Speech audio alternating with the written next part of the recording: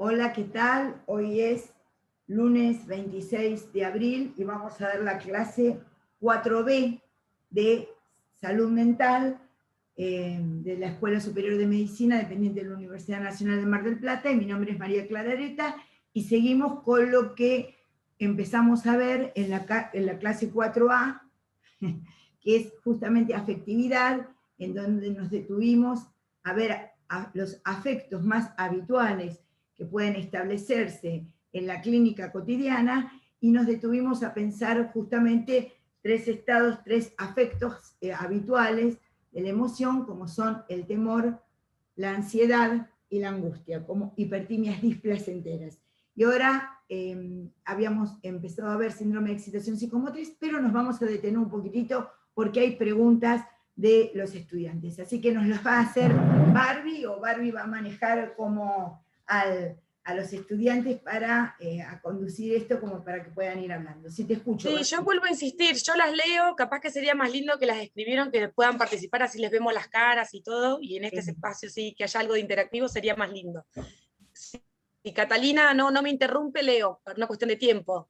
Acá ha preguntado, quedando con esta cuestión, en la persona con un ataque de pánico que refiere que se va a morir y fisiológicamente no está en peligro, ¿cómo actúa la mente generando estas sensaciones físicas?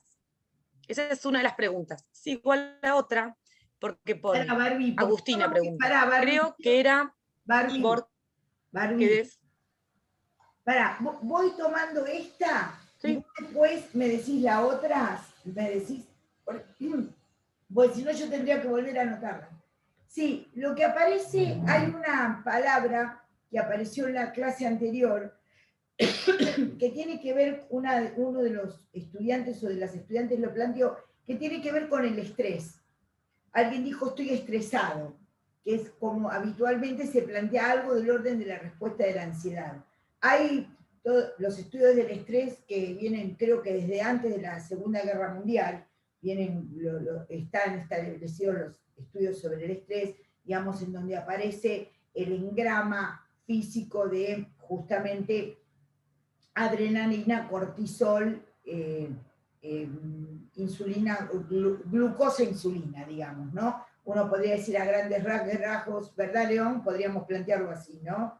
Adrenalina, cortisol, ¿no? Glucosa y insulina. Creo que en la secuencia, ¿coincidís, León? Sí, sí, sí. Entonces uno podría decir, esa secuencia del adrenalinazo se da de esa manera, el paciente se pone justamente la reacción ante el miedo, genera adrenalina, y la adrenalina desencadena ese engrama solidario. Así que la reacción al estrés, digamos, y acuérdense que los corticoides están pensados, porque seguramente ya lo han visto en otras materias, justamente los corticoides están pensados como la resolución, como para que la persona o salga corriendo porque tiene un león delante, o le dé un cachetazo porque es un pelotudo que se merece un cachetazo, digamos. Entonces uno podría decir, porque a veces el miedo es sonso y a veces no es sonso, ¿vieron? Entonces hay que plantearlo de esta manera. Ese sería el engrama solidario de una, podríamos decir, de los neurotransmisores y de ciertos factores orgánicos con respecto al estrés. Pero vamos a ver que la situación de estrés es el sujeto, justamente en la ansiedad, el sujeto demandado por la exigencia cultural del otro, ya sea laboral, estudiantil, familiar, moral, ¿sí? Entonces uno podría es tomado, estresado por el otro. Sí, Barbie. sí. Después preguntaron, creo que Ivor, que decía que en la angustia hay sobrecogimiento e inmovilización, y en la ansiedad hay movilización y sobresalto. Es más un comentario el que agregó ahí Agustina. Muy bien. No sé si querés agregar algo. No, está Sigo. bien. Que la angustia, lo que quiero decir es que la angustia tiene fuertes componentes neurovegetativos. Vértigo, náuseas, dolor de estómago, diarrea, tos, picazones en la piel. El vértigo es algo que vemos todos los días. Los que hacemos clínica sabemos el vértigo es uno de los elementos prínceps y sobre todo el episodio de angustia, lo que está marcado es por lo que Freud dio en llamar justamente expectación angustiosa, estar esperando algo que pueda suceder y que no se sabe qué. Entonces, todos los elementos, está achatado la persona que está angustiada, pero si tiene una emergencia de angustia, también puede estar con llanto, vuelvo a decir, y lo que se llaman equivalentes corporales de la angustia. Ojo con eso, anotamos. Equivalentes corporales de la angustia, que van vértigo, ¿no? Hiperestesia auditiva, mareo,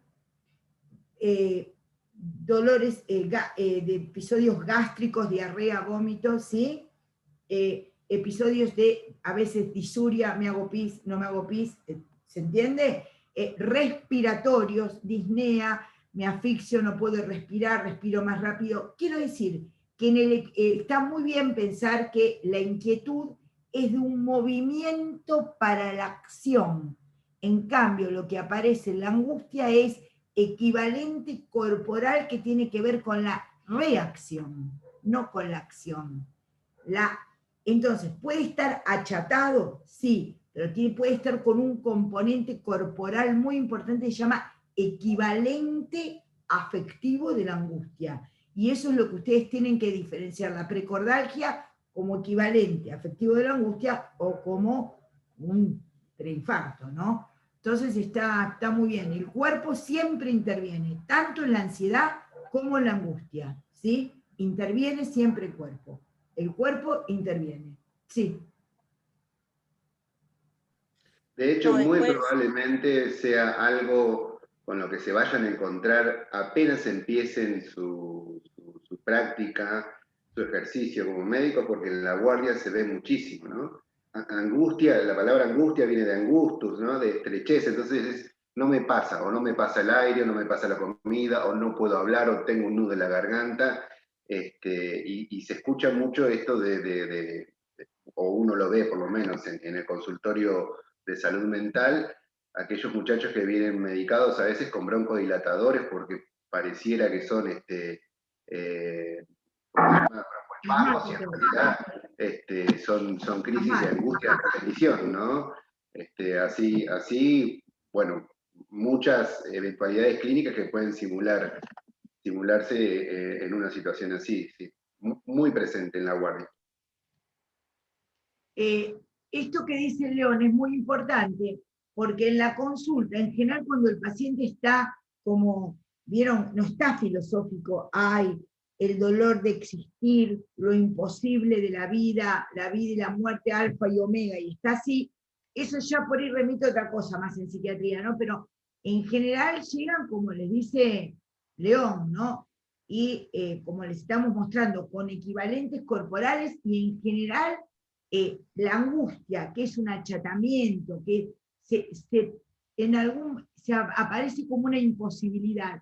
Yo lo que digo es que en la angustia lo que aparece es una dificultad de todo lo que tiene que ver con la vida. No se puede ni respirar, ni tragar, ni comer, ni mirar. Es como que quedan como, de alguna manera, trabadas todas las funciones primarias que nos permiten vivir, ¿sí?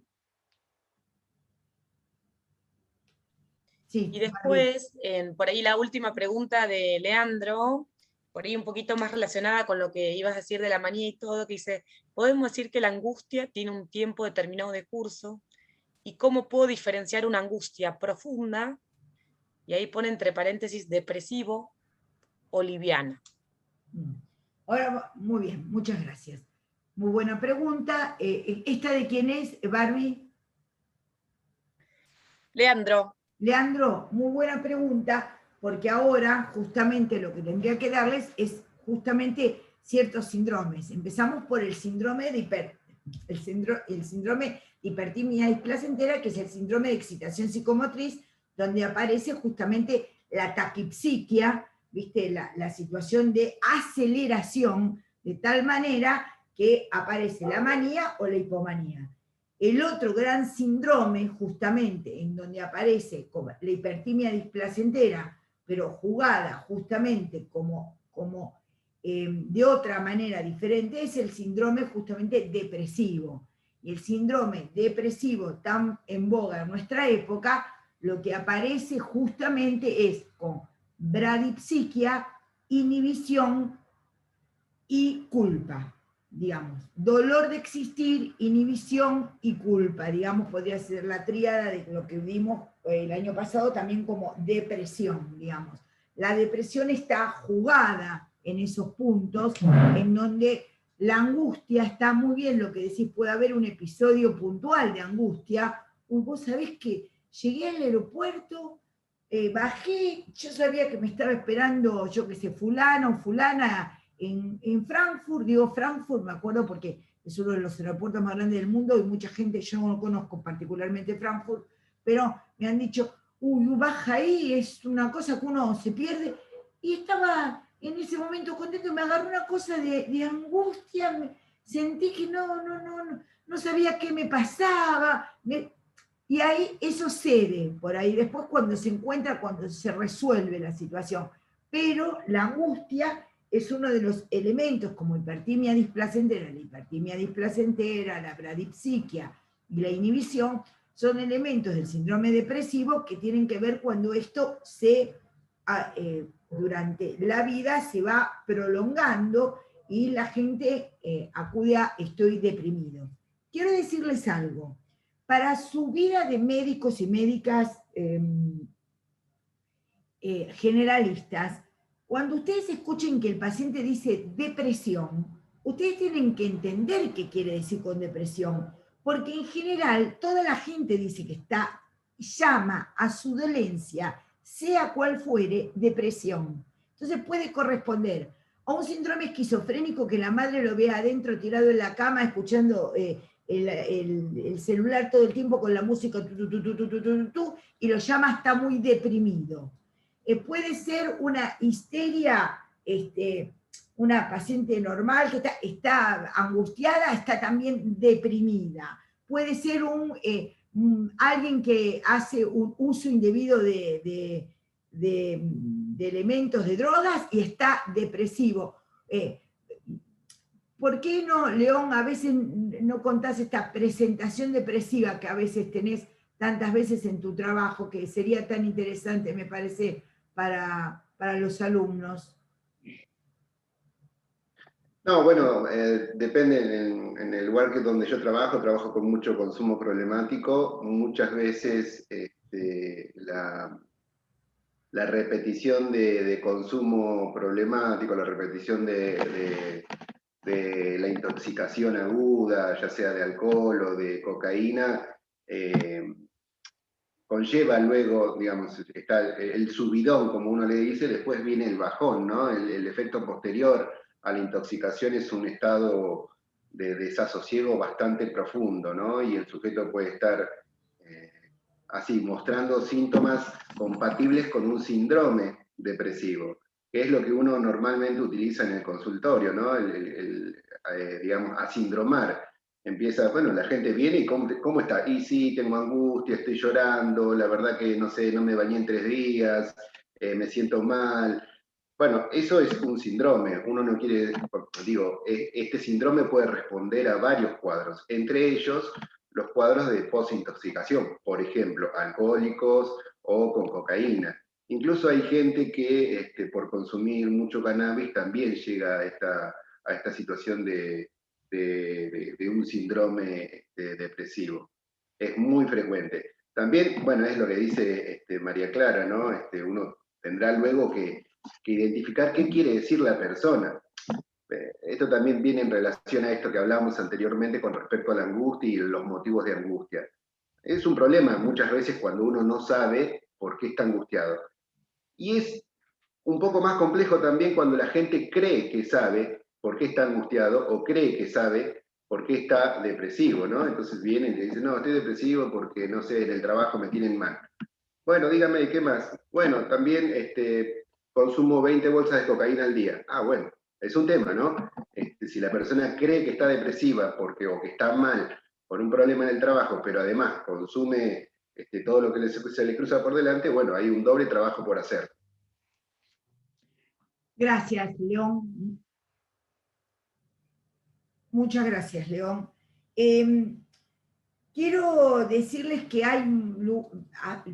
que les estamos dando los elementos que consideramos más importantes de lo que corresponde de cada función.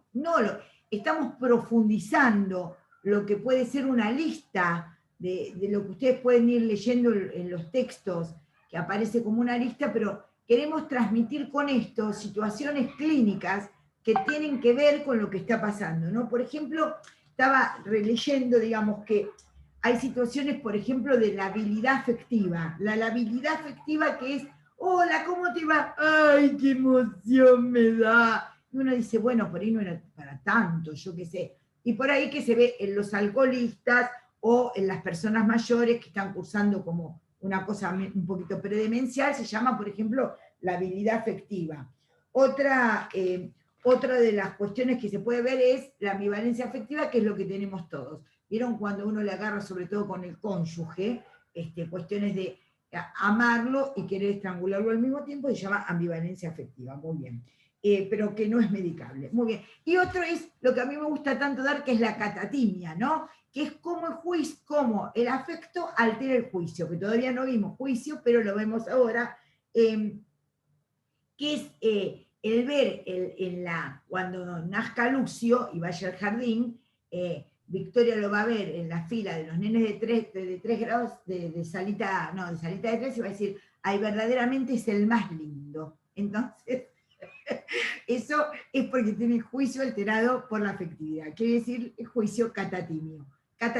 Entonces la catatimia es un estado intenso, colorido y afectivo que embarga la psique, pero que tiene que ver justamente con cierta situación, podríamos decir, casi normal, habitual, en donde nadie puede ser del todo objetivo porque algo de la subjetividad está jugado. Entonces, estados de la afectividad, hablamos del síndrome de excitación psicomotriz, ¿no? Marcada hipertimia, ¿no? Una tensión, bueno, el síndrome de voy a ir, perdón, si me disculpan un poquitito, las hipertimias las nombramos, hipertimia, exaltación de la afectividad, y lo que no dijimos es que la hipertimia placentera, como dijimos, hipertimia placentera simple, se definían así las manías, pero después vimos que no eran tan placientes, pero van a veces acompañadas por ideas un poquito erotómanas o por ideas megalómanas. Y en el momento el paciente parece que se sintiera bastante bien. Pero en realidad la hipertimia es con cierto tinte siempre displacentero, aunque a veces pueda tener una presentación formal de gran euforia y placer. Después hablamos de la hipertimia displacentera, ¿no? Como la depresión, y la hipotimia como disminución potencial de la timia, a veces atimia, pero y la hipotimia y atimia en general no lo usamos, pero a veces corresponde a lo que los psiquiatras antiguamente tomaban para síndromes deteriorados de la psicosis. Bueno, y después hablamos de la labilidad, de la catatimia, y hablamos de qué síndromes están asociados a la trastorno del ánimo. Síndrome de excitación psicomotriz, como ahí yo creo que vale la pena ponerlo, ahí sí, en síndrome de la afectividad vale la pena lo de beta, que es síndrome de excitación psicomotriz, síndrome de depresión psicomotriz, humor triste, con franca hipotimia, sentimientos de impotencia, de ruina, de cambios y transformación de la personalidad, angustia y ansiedad. Bueno, donde se ve también alterada la afectividad, lo vamos a ver en síndromes delirantes, en el síndrome confusional, en el demencial, como se los dije antes, la labilidad afectiva, y a veces en el oligofrénico, que lo que plantea es la situación de estar siempre bien. Bueno, tenemos 20 minutos más, media hora más, para pasar a a trabajar pensamiento, verdaderamente vamos a dejar la función psíquica, afectividad, para empezar a trabajar pensamiento.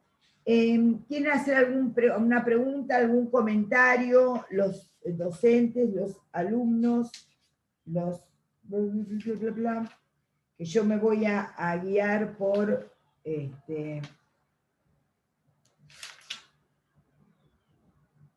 Bien. Bueno.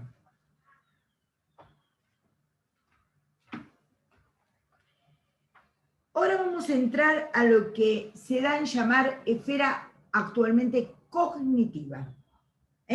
No se habla tanto, el otro día un estudiante, perdón, no recuerdo quién me lo dijo, si fue Lucio o fue otro, que me dijo, dijiste pensamiento y no está pensamiento, está ideación. ¿Quién fue el que me reprochó eso? No me acuerdo. Yo dije, perdón, que lo dije como antiguamente. No sé, por ahí ya no está ni en la clase siquiera hoy. Bueno. Vamos a hablar de lo que es la esfera cognitiva. La esfera cognitiva tiene... Creo que Julián lo dijo. A ver si está ahí presente. Yo creo que Julián lo nombró, pero bueno, capaz que... Julián, ¿está por ahí? Hola, profe. Yo lo que dije era que no estaba afectividad y que estaba pensamiento. Me corrijo si quedó el malentendido, pero era que no estaba la afectividad. Perdón, no, te entendí como... Te entendía... No. Bueno, ¿vos entendés el malentendido, Barbie? Bueno, está bien, lo vamos viendo, ¿sí? Ya vimos, la clase pasada, 3A y 3B, vimos sensopercepción, la relación de yo y el mundo y yo. Lo que acabamos de ver es los estados de ánimo, quiere decir que es otra forma de entender el mundo y yo, pero no por los pensamientos, sino por lo que produce en tanto al ánimo, al estado en que la persona puede hablar de sus afectos. Y ahora vamos a pasar a la esfera cognitiva. La esfera cognitiva que tiene que ver con los pensamientos, que tiene que ver con el producto intelectual de nuestra mente. Ustedes dirán, siempre se recalca, está bien, es una parte, pero bueno, ya les dije, todos somos un poquito Frankenstein, así que ahora está más de moda llamarlo cognitivo. Cuando yo estudiaba, ¿no?, lo llamábamos proceso de ideación y proceso de pensamiento, ¿sí? Bueno, ustedes se preguntarán qué son las ideas, y también vieron que toda la psiquiatría cabalga un poco sobre la idea de la filosofía, ¿no? Y algunos son más filosóficos, filósofos, otros son más, digamos, tienen más convicción en el cerebro, algunos más en lo que corresponde a los filósofos. Bueno, los psicoanalistas no somos ni lo uno ni lo otro, pero de alguna manera, siempre que empezamos a dar la mayoría de las definiciones, es un poquito, como les podría decir, un comentario que tiene que ver con una filosofía de entrecasa, casi me atrevería a decir, una idea. No contamos este año con la presencia, porque se fue a trabajar al exterior, del profesor Loria, que aportaba algunas, las cuestiones que tenían que ver con la filosofía propiamente dicha. Pero la idea, digamos, son elementos del raciocinio que cristalizan el pensamiento. Así, entonces, ¿qué es una idea? Es un conocimiento, podemos decir que toda idea lleva un conocimiento, un saber sobre la cosa, ¿no? Que puede ser expresado. Entonces la idea es una unidad de conocimiento, ¿sí? Entonces uno puede tener una idea como una unidad de conocimiento. Entonces la idea entra dentro de un metabolismo que es el metabolismo del pensamiento, de lo que sería lo cognitivo, ¿sí? Entonces se habla del capital ideativo. Ahora, en las empresas o cuando se toman personas para determinados puestos, se habla mucho de capital simbólico. No sé si lo han escuchado. Voy muy atrasada con las preguntas, Barbie. No, estamos bien, porque Indira hizo un comentario que yo no lo leí porque no quería interrumpirte, que en realidad fue un poquito antes, que decía también querer atribuirle la angustia a una única causa cuando por ahí son varias. Después por ahí el comentario de León vino por ahí como a ejemplificar eso y no lo leí para no interrumpir. Después no, en relación a pensamiento e ideación, vamos bien. Claro, lo que pasa es que, bueno, sí, está bien.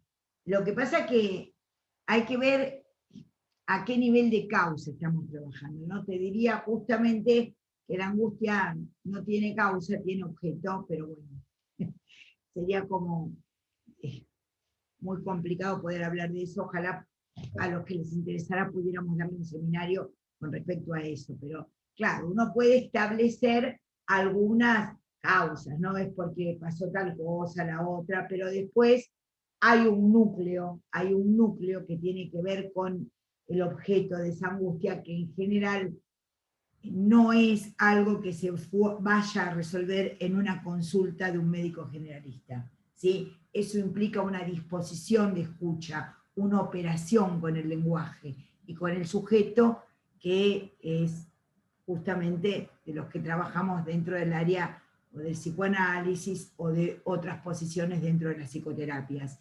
Pero digamos, trabajar en ese nivel con eso implica un trabajo personal de años y un trabajo y una disposición técnica, ¿no?, subjetiva hacia el otro, una escucha particular que excede las posibilidades de estos comentarios. Volvamos a la esfera cognitiva. Les decía que actualmente se usa mucho no sé si ustedes lo han escuchado por ahí algún primo, porque como uno estudia medicina, por ahí está en otro ámbito, pero dice, por ejemplo, la gente que hace consultorías en toma de personal. ¿Qué capital ideativo, qué capital social tiene, ¿no? En lugar de decir a qué clase social pertenece, lo hace más fino y dice, ¿qué capital social tiene? ¿Qué redes sociales tiene? Pero no redes sociales como Twitter, ¿no?, sino capacidad de ser amortizado por los padres. Y el capital ideativo es tomado como, es un capital simbólico. Entonces vamos a hablar de lo cognitivo, de lo que es nuestro capital puesto en ideas, de lo que es nuestro metabolismo del pensamiento, ¿sí? Entonces, estas ideas, que son estas unidades de conocimiento, se clasifican en ideas abstractas, ideas concretas, un poquito, ¿no?, ideas símbolo, cada uno, por ejemplo, no sé, hay trabajos de Foucault, de Lévi-Strauss, pero bueno, ¿no? Digamos, lo que respecta al símbolo, lo que respecta al significante, pero uno podría decir, hay ideas más concretas, hay ideas más abstractas o simbólicas. Por ejemplo, ¿se acuerdan que yo creo que el año pasado les di el mismo ejemplo? Pacientes, yo he visto algo, pacientes que son profesionales, tienen muy buen capital ideativo, ¿no?, y pertenecen a clases medias acomodadas que tienen acceso a la información. Por ejemplo, les es muy difícil entender lo que es el feedback negativo para el hipotiroidismo. Entonces dicen, ¿sabe, doctora? Ay, sí, María Clara, ¿sabés que tengo un hipotiroidismo, pero tengo alta, Yo soy un hipotiroidismo que tiene alta la hormona, y yo pienso en la TSH, ¿viste? Pero, bueno, entonces yo le digo, ¿pero no te explicó el clínico? No, pero yo soy de un hipotiroidismo que tiene alta. Entonces yo me pregunto, ¿es un hipertiroidismo que tiene T4 alta o es un hipotiroidismo que tiene TSH alta por inhibición? Bueno, por ejemplo, el pensar, ¿cómo funciona? ¿Cómo funciona, digamos, el eje hipotálamo, hipófisis y glándula blanco? Es una idea abstracta. Que ustedes entiendan qué es la hemoglobina, que la hemoglobina justamente se adhiere o no a la molécula de oxígeno, es que ustedes tienen que entender eso, que ustedes tengan que entender ciclo de Krebs, es que tengan que entender una idea abstracta de cómo es la respiración interna de la célula. Tengo un paciente que vive en Luxemburgo, vieron que ahora, como se puede hacer así por Zoom, vive en Luxemburgo y se ocupa de lo que es, ¿cómo es que me explicó? Que tiene que ver con la respiración de la célula como randomizada, quiere decir Ya sé. Tiene que ver con la termodinámica, no sé qué otra palabra, y es aleatoria.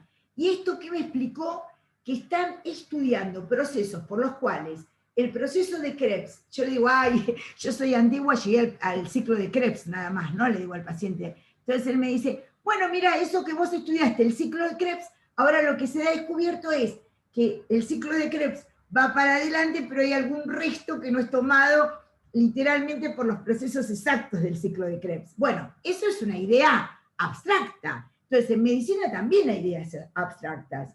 Hay gente que entiende que si le duele la garganta, tiene fiebre, 2 ganglios acá, y le ve una manchita blanca, le das amoxicilina. Bueno, sí, eso es una manera de hacer medicina.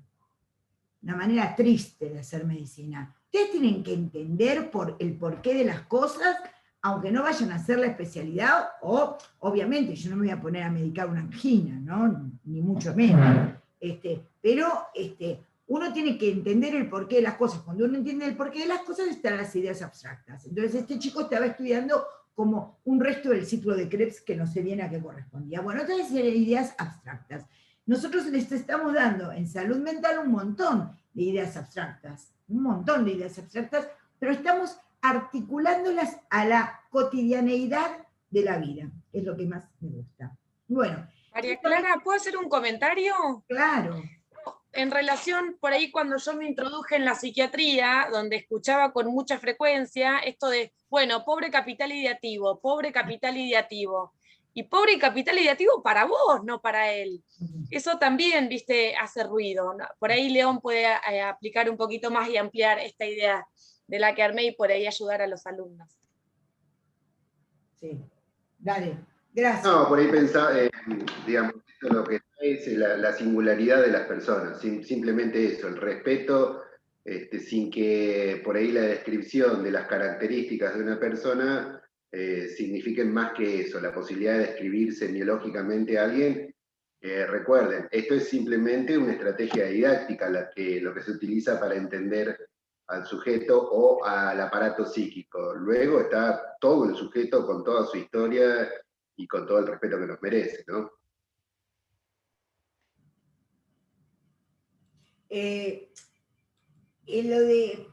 Tomando lo que decía Barbie, gracias León, tomando lo que decía Barbie, esto de pobre capital ideativo es típico de los médicos, de los malos médicos que a veces habitan las instituciones públicas, que creen que la gente de poco capital ideativo va a las instituciones públicas y que la gente de alto capital ideativo va a las instituciones privadas.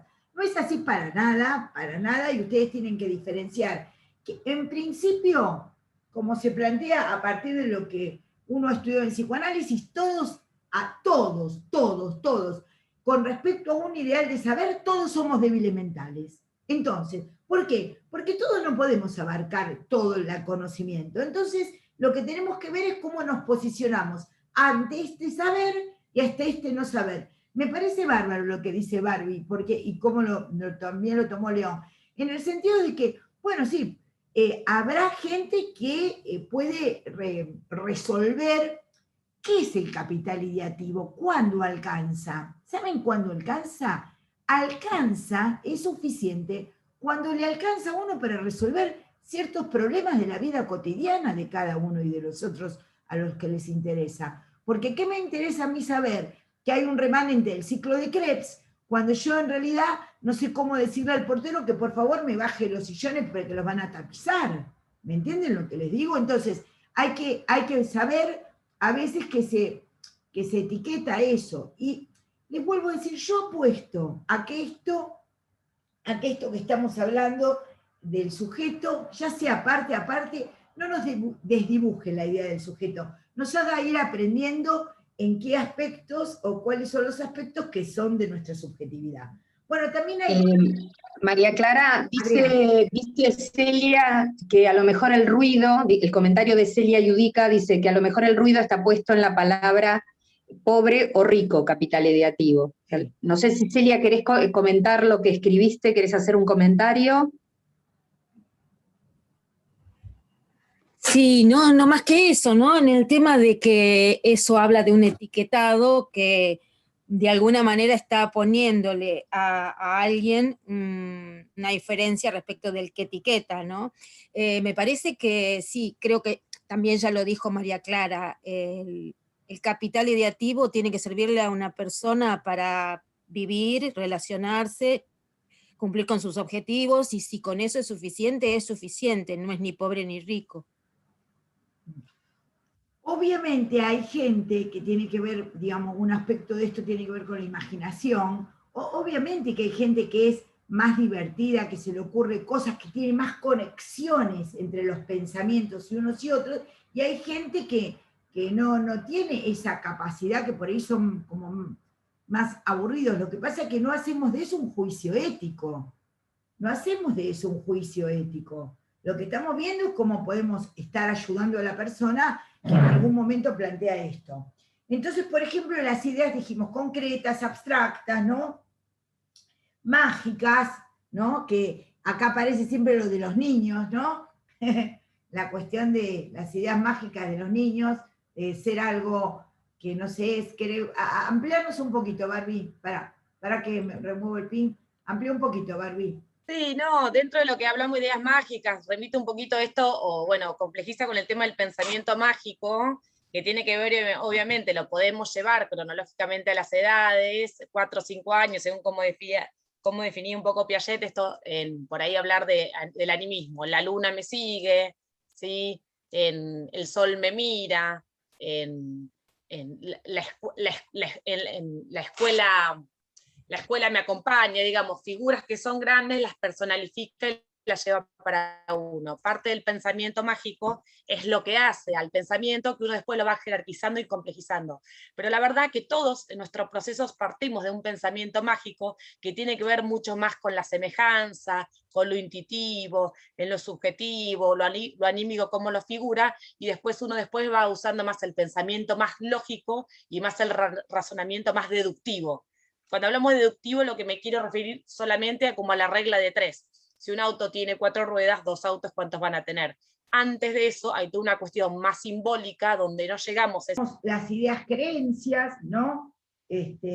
Las convicciones puestas, que después vamos a ver cómo se diferenciarían de las ideas delirantes, etcétera, pero las ideas creencias, las convicciones políticas, religiosas, que cada uno puede tener, ¿sí? Las ideas intuitivas, es interesante esto que está muy asociado a lo que dijo recién Barbie, ¿no? Y la cuestión de que como por ahí uno a veces piensa que la idea intuitiva está muy diferenciada de la idea deductiva.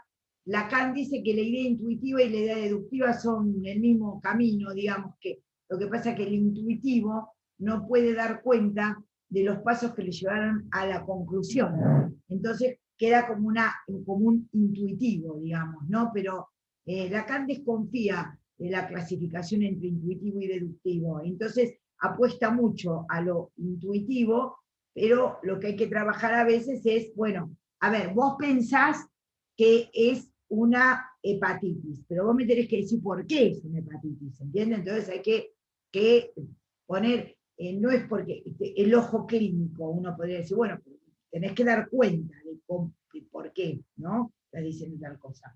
Bueno, entonces uno piensa más, menos, piensa en sus cosas, produce sus ideas, produce por ahí más, por ahí menos. ¿Y cuál sería la psicopatología de la ideación? Bueno, es un gran capítulo también, como del ascenso-percepción, estamos dando 3 grandes funciones, la ascenso-percepción, la afectividad y el pensamiento-ideación, ¿no? Tres grandes funciones psíquicas. Bueno, la ideación puede estar normal, que es la que se entiende que es requerimiento para que la persona pueda seguir su vida sin grandes tropiezos. Les diría eso. Pragmáticamente eso es una ideación normal. La que le alcanza para llevar su vida tal como la persona medianamente quiere. Bueno, después hay ideación retardada, que es la ideación que aparece en la confusión mental, en las demencias, oligofrenias, ¿no? En los estados depresivos, como vimos antes. la ideación acelerada, que es la taquipsiquia, ¿no? Que aparece en los maníacos, en los hipomaníacos. Bueno, y aparecen después las ideas, estas son trastornos cuantitativos. Pero aparece la gran cuestión de lo que son las ideas patológicas, que es todo un capítulo en la psiquiatría muy, muy interesante, en donde están las ideas obsesivas, donde están las ideas delirantes, por ejemplo, ¿no? Ojalá pudiéramos trabajar esta idea fija, obsesiva, delirante, es todo un capítulo muy, muy interesante dentro de la psicopatología y de la psiquiatría. Bueno, ¿qué significa una idea delirante? Bueno, de la misma manera que yo les traté de transmitir, y espero que esto haya quedado claro, que la alucinación no es solo la percepción sin objeto, sino que es la convicción, la certeza, la autorreferencia de que esa percepción está ahí y doy mi vida por ella. Y eso es la alucinación. No solo la percepción, sino el sujeto juzgado en esa percepción. La idea delirante en psiquiatría, que corresponde para los psiquiatras clásicos en un error de juicio, por alteración del juicio, corresponde también a que es similar a lo que aparece en la sensopercepción para la alucinación. La idea delirante es la idea que es básicamente no solamente errada en el juicio, sino es autorreferencial, es inmodificable por el accionar externo, y el sujeto permanece en ella con una certeza inamovible, que puede implicar que esta idea delirante varíe, pero no varíe la certeza que sobre ese proceso se tiene. Porque de hecho los delirios muchas veces son variables, a diferencia de los que no trabajan con psicóticos que creen que siempre van a delirar lo mismo, y no es así. Entonces, las ideas delirantes justamente están descritas en psiquiatría como un error de juicio con tendencia a la irreductibilidad, y nosotros lo tomamos del psicoanálisis también como que el delirio es una manera de decir, de plantear mediante la ideación algo que no se puede decir de otra manera, de una extravagancia, porque no se puede decir de otra manera y corresponde a, en general, estructuras psicóticas. Las ideas delirantes también se clasifican, ¿no?, en verosímiles e inverosímiles, en placenteras y displacenteras. Voy a dar un ejemplo de verosímil e inverosímil. Cuando yo era residente, creo que es el mismo caso que di el año pasado, vino un señor que estaba bastante hipomaníaco y que explicaba que él iba a vender unas botellas, que después iba a comprar unas lechugas y que no sé qué. Y yo que no entiendo nada, absolutamente nada de negocio, ni cuando tenía 24 años, ni cuando ahora tengo 64 años, no entendía nada. Yo que sé, me parecía que podía ser una cosa que fuera un negocio. Digamos, no era tan inverosímil, ¿me entienden? No era una idea de identidad en el sentido de que soy la hija de John Kennedy, ¿se entiende? O me voy a presentar como reina del mar para la próxima. No era tan inverosímil. Tenía cierto grado de verosimilitud. Y esto es muy importante para ustedes. Muy, muy importante. Porque ustedes pueden ver una idea que parezca, che, pero puede tener razón, pero ustedes no tienen que buscar la patología de la idea en la razonabilidad o verosimilitud de la idea, sino en la posición subjetiva ante esa idea. Eso es lo que marca el carácter delirante de la idea.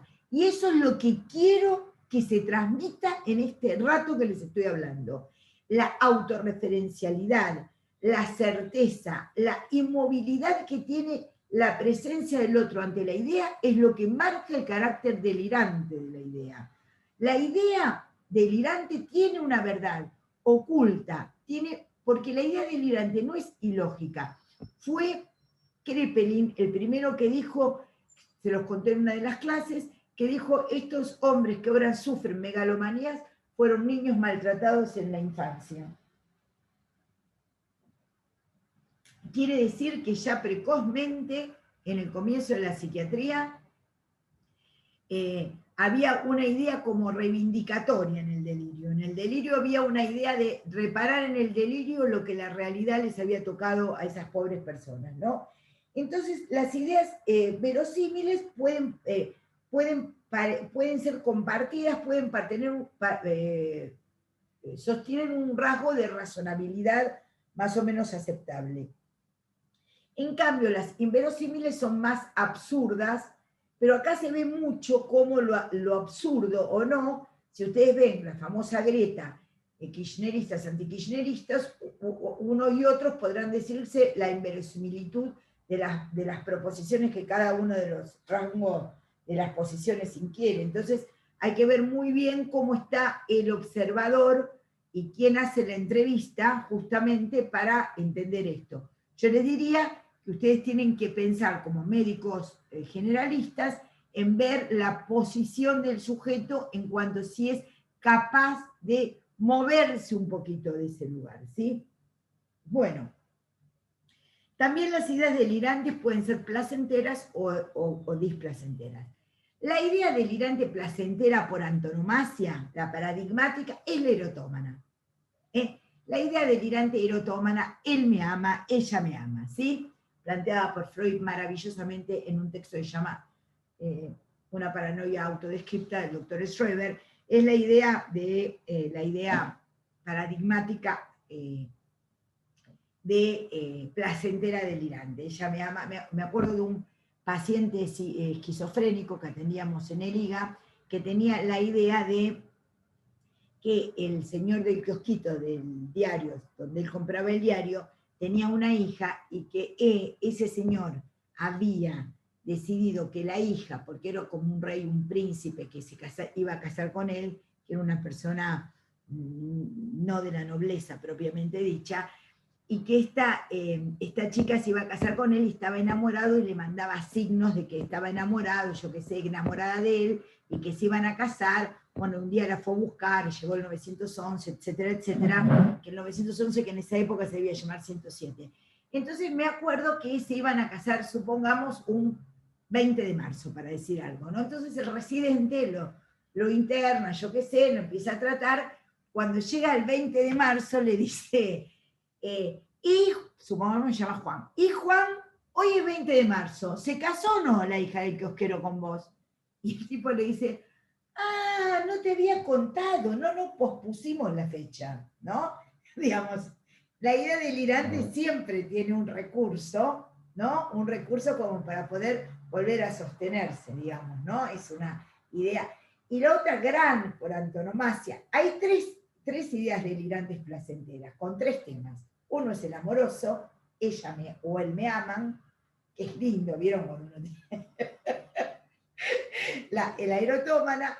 La segunda es la megalómana, soy genial, la verdad que estuve genial, porque soy el mejor, no sé qué, que esto que lo otro, que en la dimensión neurótica es la del narcisismo, ¿no? Soy mejor que los otros, pienso muy bien.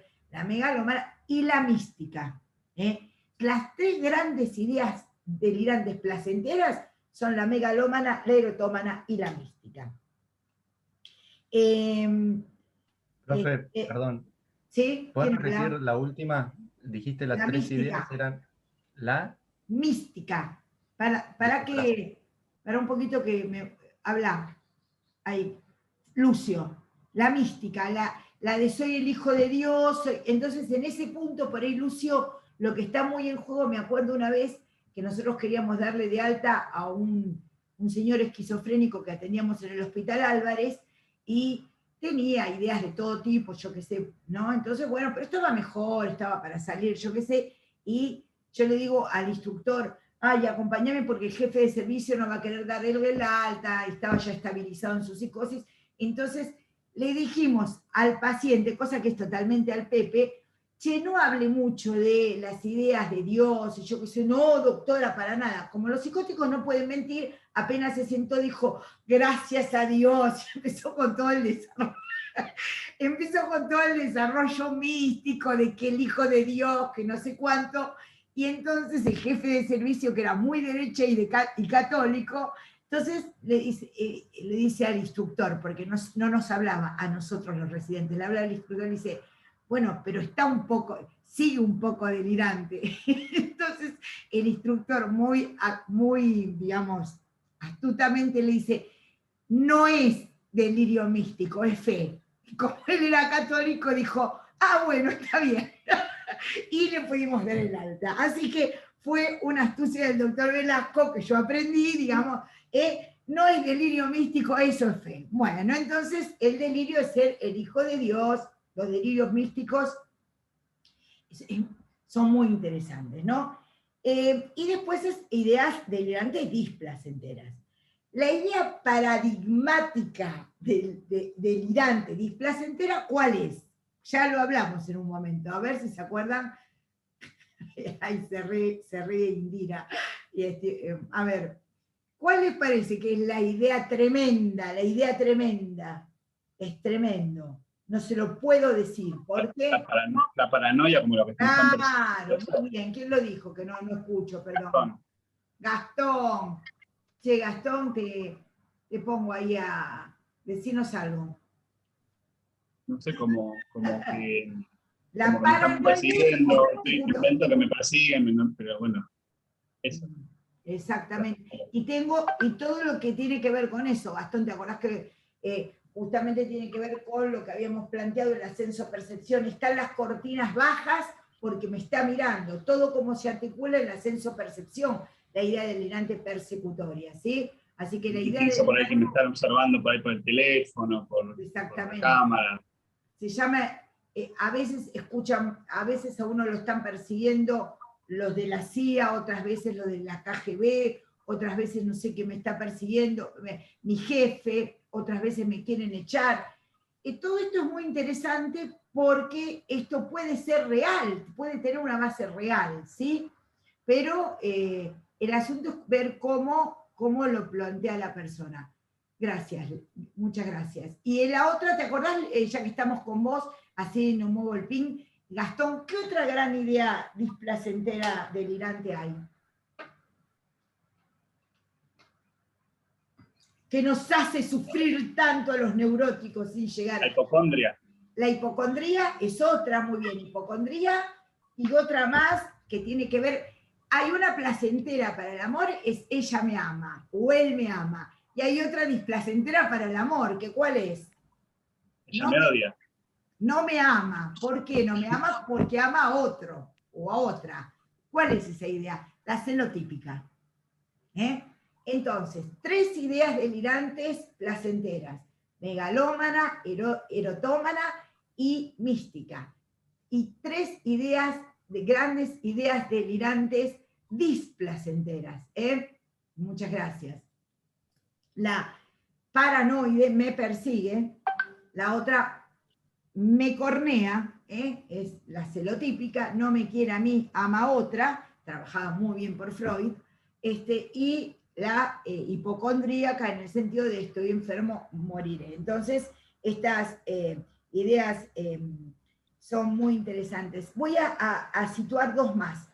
Esto de la idea hipocondríaca entraría dentro de lo que se llama la idea delirante melancólica, ¿verdad?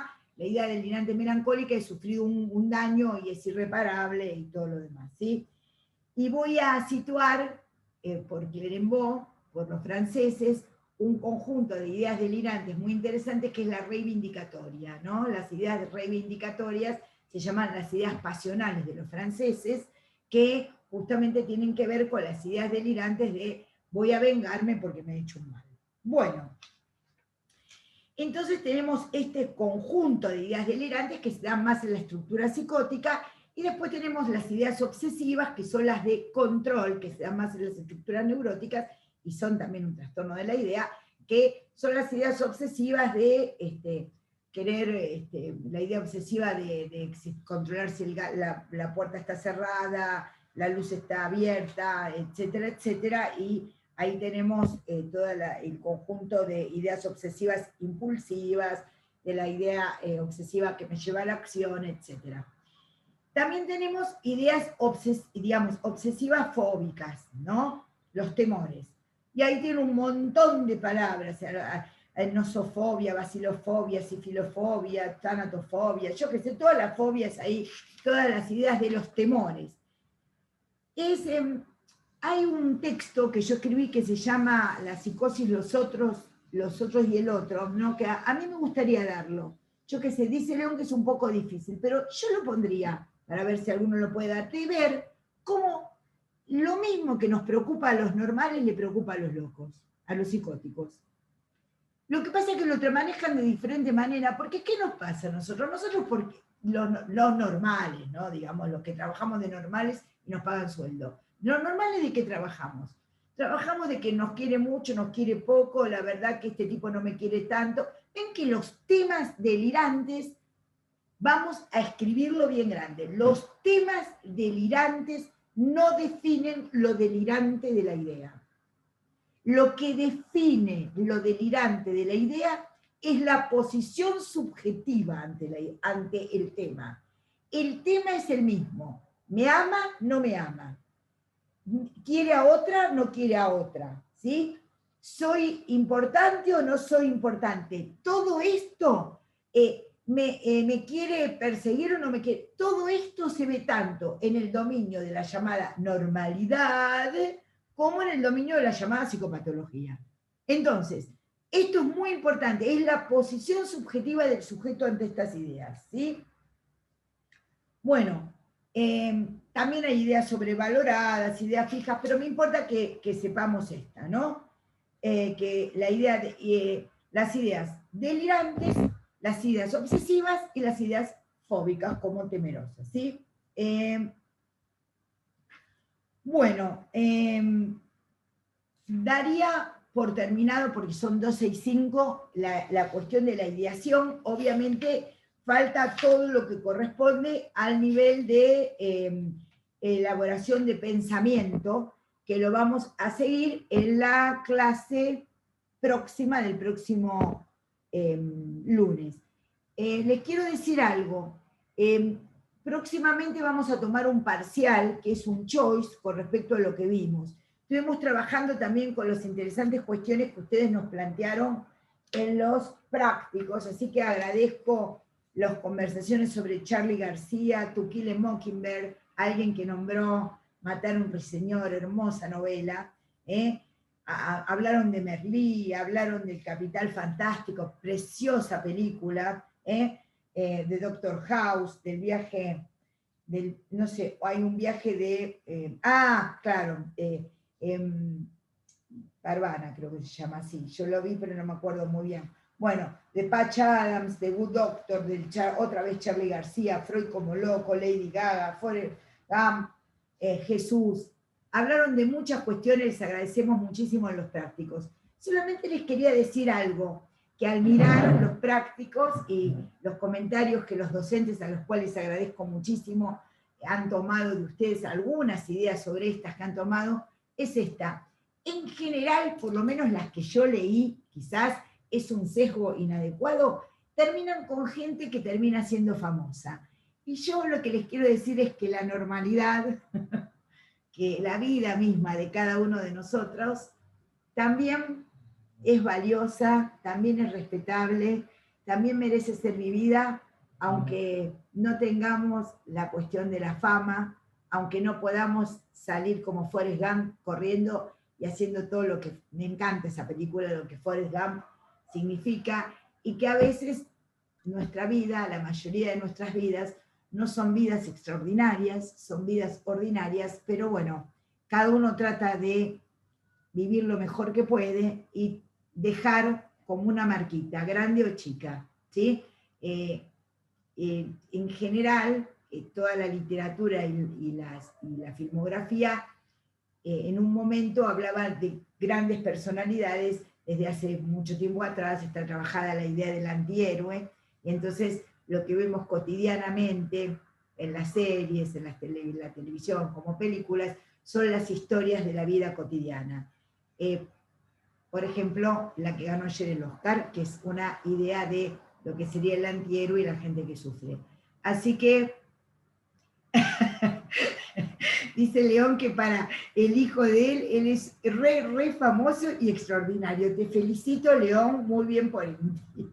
Pero ya después va a pasar por el proceso normal de, yo pensaba que mi viejo era un genio, pero, y después, bueno, así que les mando un saludo cordial, gracias por la atención dispensada, y seguimos la próxima con pensamiento y juicio, para poder entrar francamente a lo que es los síndromes delirantes, ¿sí? Van a tener que estudiar ustedes actitud, presentación, les vamos a decir de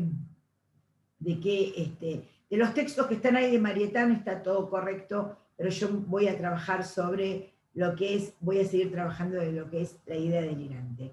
Bueno. Profe, Sí, creía que lo habían subido, che, sí. ¿Ustedes ya tienen la fecha del parcial, profe, por favor? No tengo la fecha del parcial porque no me comuniqué con la secretaría de coordinación y la académica, pero seguramente es dentro de 2 semanas. La semana que viene no, la otra es el parcial, ¿sí? Así que vayan estudiando, ¿sí? Perfecto, profe, muchas gracias. De nada. Bueno, les mando un saludo cordial. Bueno, muchas gracias por los comentarios. No, qué temprano no, si de cuando nos queramos dar cuenta ya se terminó la materia. No es temprano, hay que tomar 2 parciales. Besos a todos y a todas, que les vaya muy bien y los espero el próximo lunes. Chau, chau, gracias. Hasta luego.